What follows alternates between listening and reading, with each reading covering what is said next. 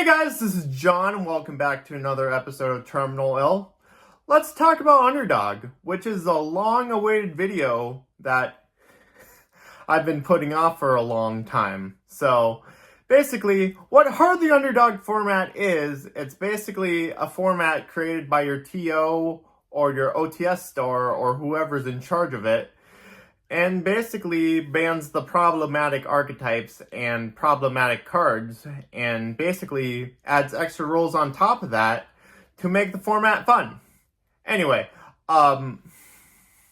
here's basically our ban list, or basically, I'll move this little picture to the side and basically talk about what the ban list is, and yeah, banned archetypes, problematic cards that are banned, and basically here's the extra rules.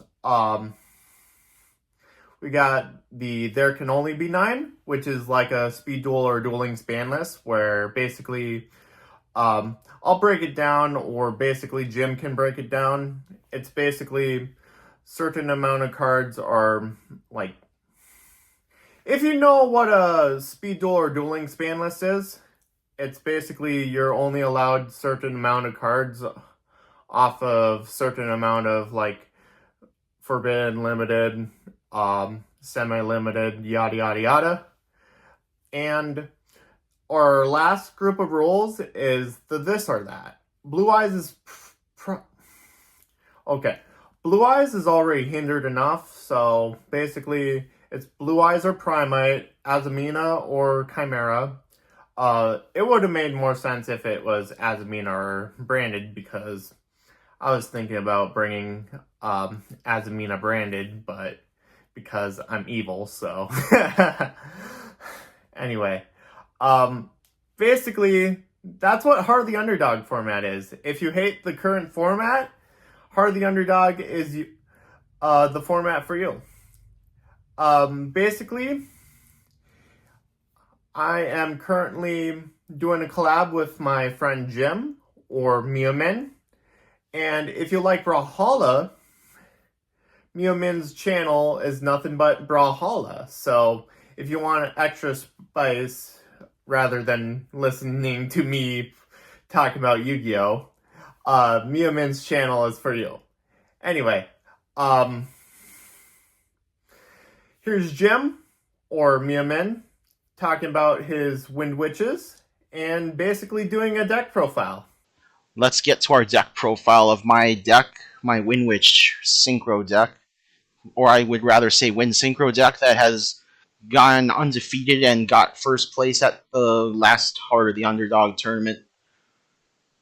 And for non-engine hand traps, which is part of the There Can Only Be 9, we play 3 Ash Blossom, pretty standard. 3 Drolls, pretty standard. Sometimes it can be awkward when you open both Droll and Ash in your opening hand.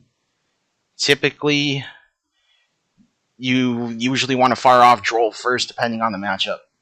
Effect Veiler, that rounds out our There Can Only Be 9. 3 copies of Effect Veiler. I prefer Veiler over Imperm, because we're playing Small World, so we can bridge out Effect Veilers with Ashes interchangeably to search out Terror Top or Wind Witch Ice Bell. And we're running 3 Godarlas, the Kaiju. It's good removal, and it's a generic wind bridge for Small World. We play 2 Pilicas, the brick of the deck, the Garnet. We usually bring that off of E-Telly to extend really hard. Fuki Madoshi Piper, 1 copy, that's also a brick Garnet. But it's really good because when you have an open, like when you have a field of like 5 wind monsters, including the extra monster zone, then you basically get to Prosby for 5 off of this guy, and then you're probably going to dig out Emergency Teleport. And then you can go into crazy multi-negate boards easily. So, Red Eye Dice, one of that. Another brick Garnet. You can technically open with this if you open Terror Top already, but it eats up your normal summon if you don't bring it out off of Takatomborg. But you can use this to go into your Cork Shooter to make the Crystal Clearwing Synchro Dragon if you only open Terror Top. But if you open Wind Witch and Terror Top, or any way to get into both of those cards, then you can go full combo to make the 12-star Omni Negate. So it's pretty standard. We're running 3 Talk of Top board for maximum consistency. And 3 Terror Top, that's our main starter. So, yeah. I'll be heading out here soon. And yeah, please like, comment, subscribe to both channels.